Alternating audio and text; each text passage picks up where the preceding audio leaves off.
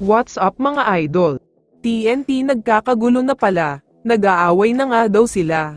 Pero bago mo sana ipagpatuloy ang panonood mo, ay huwag mong kalimutan na mag-subscribe bilang suporta sa aking YouTube channel. Maraming salamat idol.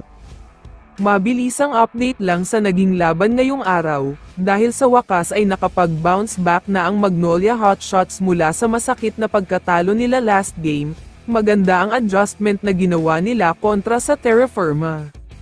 Kung last game ay umiskor sila ng 51 points sa buong game na yun, ngayon ay umiskor sila ng 50 points sa first half pa lang, makikita talaga na pinaghandaan ng husto ng Magnolia ang laban na ito para makabawi sila.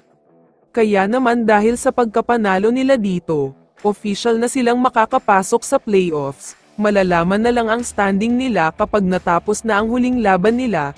Ang Terra Firma naman ay nalalagay na ngayon sa alanganin. Samantala, pag-usapan na natin ngayon ang balita tungkol sa TNT Tropang Giga, dahil after nila matalo sa napaka-importanteng laban nila kontra sa Converge, tila hindi daw maayos at nagkakagulo na sila ngayon sa kampo ng TNT. Ayon kasi mismo kay RR Pogoy, galit na galit daw talaga si Coach Chot sa pinapakita ng team nila ngayon, may mga magagaling naman daw sa kanila at maayos naman daw ang game plan, pero kapag mismong laban na ay nawawala sila. Ang mas masaklap pa sa nangyayari sa kanila, kada laban daw nila ay parang gustong-gusto nila yung naghahabol, slow start tapos ay hahabulin nila ang kalamangan, pero sa dulo ay nagkukulang sila at hindi nakukuha ang panalo. Sa lahat kasi ng pagkatalo nila, lagi silang naghahabol. Ayaw daw sana ni Coach Chot ang ganito, dahil ang gusto nila ay sila ang hinahabol. Capable naman daw silang makapagtayo ng malaking kalamangan pero hindi nila nagagawa. Hindi nga daw niya sinisisi ang mga players, pero sa nakikita niya ay walang motivation para manalo ang iba.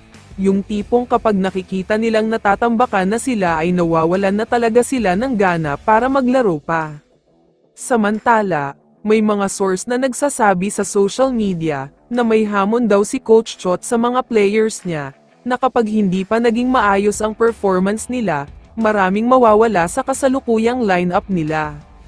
Hindi tayo sure kung totoo ito, pero kung sakaling totoo man ito ay tama lang ang ginagawa ni Coach Chot, para naman magpersige ang mga players niya, dahil sa tingin ko ay kayang-kaya pa rin naman nilang makapag-playoffs at makapag-champion.